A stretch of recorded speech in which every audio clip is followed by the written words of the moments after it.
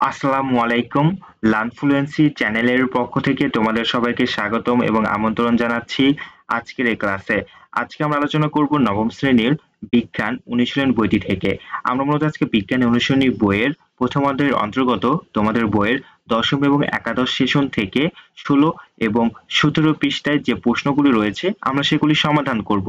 চলো আলোচনাটি শুরু করা যাক। শুরু করছি পরম করুণাময় মহান আল্লাহ তাআলার নামে। তোমরা তোমাদের বইয়ের 16 পৃষ্ঠায় দেখতে পারবে, এখানে বলতেছে দেখো, সব দলের গোলটি বানানো শেষ, এবার তাহলে খেলা শুরু করা যাক। প্রত্যেক দল 5টি করে কাগজের বল বানিয়ে পাশে রাখবে। সব দলের গোলটি পাশাপাশি এক সারিতে দাঁড় করিয়ে রাখো। এবার যার যার দলের গোলটি ব্যবহার করে একটা একটা করে কাগজের বল ছুঁড়ে মারবে এবং সেটা কত দূর গিয়ে পড়লো তার হিসাব রাখবে। 5 বারের মধ্যে যেইবার কাগজের বল সর্বোচ্চ দূরত্বে গিয়ে পড়বে সেটা হিসাব করবে। আমরা দল আকারে সমাধানটি করেছি, তোমরা একটু পর দেখবে। এরপর বলতেছে দেখো, এবার সবার হিসাব মিলিয়ে দেখো কোন দলের কাগজের বল সবচেয়ে বেশি দূরে গিয়ে পড়েছে এবং কেন। তোমার উত্তরের পক্ষে যুক্তি দাও, প্রয়োজনে হিসাব করে দেখাও। দলে আলোচনা করে তোমাদের উত্তর নিচের ফাঁকা জায়গায় লিখে রাখো। দেখো আমরা সমাধানটি দেখব। আমরা এখানে দেখো দলের নাম এবং কাগজের বলের সর্বোচ্চ দূরত্বগুলো লিখে রেখেছি। দলের নাম শাপলা, যার কাগজের বলের সর্বোচ্চ দূরত্ব ছিল 1.8 মিটার। গোলাপ দলের ছিল 1.5 মিটার। জবা দলের ছিল 1.4 মিটার। শিউলি দলের ছিল 1.3 মিটার এবং বেলি দলের যে দলটার সর্বোচ্চ ছিল 1.9 মিটার। এরপর দেখো তোমরা এখানে প্রশ্নটি দেখতে পাচ্ছ, আমরা প্রশ্নটির সমাধান দেখে নেব। দেখো, বেলি দলের কাগজের বল সবচেয়ে বেশি দূরে গিয়ে পড়েছে। জবা দলের গোলটি, এখানে ফন্টটা একটু ভেঙে গেছে, একটু ঠিক করে নিবে। এর চামচটা অন্যদের চেয়ে লম্বা এবং একটু বেশি উঁচুতে ছিল। বেশি উঁচুতে থাকার কারণে ওদের বলের মধ্যে বেশি শক্তি সঞ্চিত ছিল। ছুড়ে দেওয়ার সময় এই সঞ্চিত শক্তি গতিশক্তিতে রূপান্তরিত হয়েছে এবং লম্বা হওয়ার জন্য অধিক বেগ অর্জন করতে পেরেছে। গতিশক্তি হলো ভর ও বেগের বর্গের গুণফলের অর্ধেকের সমান। বেগ বেশি হলে বস্তু বেশি দ্রুত অতিক্রম করতে পারে, এজন্য বেলি দলের কাগজের বল সবচেয়ে বেশি দ্রুত অতিক্রম করেছে। এর পরে যে প্রশ্নটি আছে তোমাদের বইয়ে দেখো,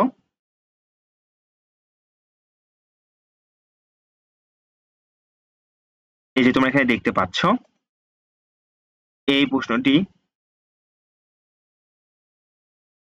এই যে প্রশ্নটি,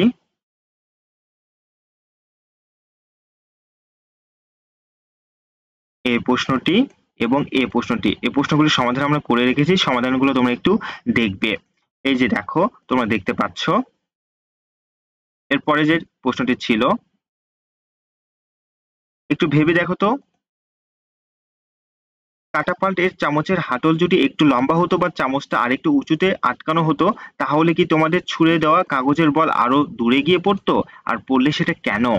এর সমাধান আমরা করে রেখেছি। দেখো, এর সমাধান আমরা লিখতে পারি, কাটাপাল্টের চামচের হাতল একটু লম্বা হলে বা চামচটা আরেকটু উঁচুতে আটকানো হলে কাটাপাল্ট দ্বারা বেশি বল প্রয়োগ করা যেত। বল প্রয়োগের ফলে বস্তুটি দ্বারা বস্তুত এখানে একটু বল প্রয়োগের ফলে বস্তুটি দ্বারা কৃত কাজের পরিমাণ বেশি হতো। এই কৃত কাজেই বেশি গতির শক্তিতে রূপান্তরিত হয়। গতিশক্তি বেশি হলে বস্তুর বেগ বেশি হয়, আর বেগ বেশি হলে বস্তুটি বেশি দ্রুত অতিক্রম করে আরো দূরে গিয়ে পড়তো। এরপরে যে প্রশ্নটি আছে দেখো,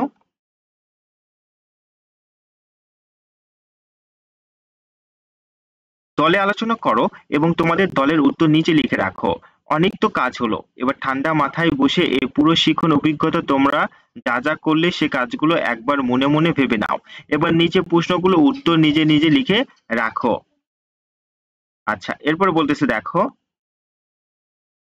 কাটাপাল্ট বা গুলতি ব্যবহারের প্রক্রিয়ায় নিউটনের 3টি গতিসূত্র কিভাবে ব্যবহৃত হয়েছে? দেখো এর সমাধানটা আমরা যদি দেখি, এর সমাধানে আমরা যা লিখতে পারি, কাটাপাল্ট বা গুলতি ব্যবহারের প্রক্রিয়ায় নিউটনের 3টি গতিসূত্র ব্যবহৃত হয়েছে। বল প্রয়োগের পূর্ব পর্যন্ত চামচের মধ্যে রাখা স্থির বলটি ছিল, এরপর বল প্রয়োগ করে যখন বলটি গতিশীল করা হলো তখন বাতাসের ঘর্ষণ না থাকলে এটি চলতেই থাকতো। অর্থাৎ এক্ষেত্রে নিউটনের প্রথম সূত্র ব্যবহার করা হয়েছে। চামচের উপর কি পরিমাণ বল প্রয়োগ করা হয়েছিল তা কাগজের বলটির ভর এবং ভর নির্ণয়ের মাধ্যমে হিসাব করা যাবে, যা নিউটনের দ্বিতীয় সূত্রের ব্যবহার।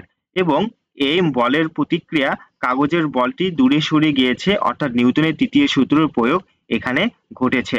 এরপরে যে প্রশ্নটি রয়েছে আমরা দেখব, দেখো কোন দলের কাটাপাল্ট নির্দিষ্ট বস্তুটিকে সবচেয়ে বেশি দূরে ছুঁড়ে মারতে পেরেছে এবং কেন পেরেছে? এই প্রশ্নের উত্তরে আমরা যা লিখতে পারি, দেখো বেলি দলের কাগজের বল সবচেয়ে বেশি দূরে গিয়ে পড়েছে। জবা দল না, এখানে বেলি দল হবে, একটু ঠিক করে নিবে তোমরা। হ্যাঁ, বেলি দলের গুলটি বা কাটাপাল্ট এর চামচটা অন্যদের চেয়ে লম্বা এবং একটু বেশি উঁচুতে ছিল। বেশি উঁচুতে থাকার কারণে ওদের বলের মতো বেশি শক্তি সঞ্চিত ছিল। ছুড়ে দেওয়ার সময় এই সঞ্চিত শক্তি বা বিভব শক্তি গতি শক্তিতে রূপান্তরিত হয়েছে এবং লম্বা হওয়ার জন্য অধিক বেগ অর্জন করতে পেরেছে। গতি শক্তি হলো ভরবেগের বর্গের গুণফলের অর্ধেকের সমান। বেগ বেশি হলে বস্তু বেশি দ্রুত অতিক্রম করতে পারে। এজন্য বেলি দলের কাগজের বল সবচেয়ে বেশি দ্রুত অতিক্রম করেছে। এরপরে যে প্রশ্নটি আছে আমরা সেটি দেখবো, দেখো এরপরে প্রশ্ন বলতেছে এই প্রক্রিয়ার শক্তির স্থানান্তর এবং রূপান্তর কিভাবে ঘটেছে? শক্তির নিত্যতা সূত্রের আলোকে বিষয়টি ব্যাখ্যা করো। দেখো এর সমাধান আমরা করে রেখেছি, এর সমাধানটা যদি আমরা দেখি তোমরা দেখতে পারবে। এখানে বলতেছে দেখো নমুনা সমাধানটা। হ্যাঁ, দেখো এখানে বলতেছে শক্তিকে ধ্বংস বা সৃষ্টি করা যায় না, কেবল এক শক্তি থেকে অন্য শক্তিতে রূপান্তরিত করা যায়। একে শক্তি নিত্যতার সূত্র বলে। কাটাপাল্ট প্রক্রিয়ায় যখন চামচকে টেনে নিচে আনা হয়েছে তখন এর মধ্যে বিভব শক্তি জমা হয়েছে। এই বিভব শক্তি পরবর্তীতে গতিশক্তিতে রূপান্তরিত হয়েছে। চামচকে নিচে নামানোর সময় এর বেগ না থাকায় গতিশক্তি শূন্য ছিল, কিন্তু সম্পূর্ণ শক্তির বিভব শক্তি হিসেবে জমা ছিল। আবার যখন বস্তুটি ছুড়ে দেওয়া হয় তখন এই বিভব শক্তি ধীরে ধীরে গতিশক্তিতে রূপান্তরিত হয়। ভূমি স্পর্শ করার পূর্ব মুহূর্ত সম্পূর্ণ বিভব শক্তি গতিশক্তিতে রূপান্তরিত হয়। এভাবে শক্তি রূপান্তর ঘটে। এই ছিল তোমাদের জন্য আজকের এই আলোচনা। ভিডিওটি ভালো লেগে থাকলে লাইক করবে এবং এর আগের যে সমস্যাগুলো ছিল সেগুলো আমরা আমাদের চ্যানেলে আপলোড করে রেখেছি, তোমরা চাইলে দেখে নিতে পারো এবং ডিসক্রিপশনে লিংক দেওয়া থাকবে, তোমরা দেখে নিতে পারো।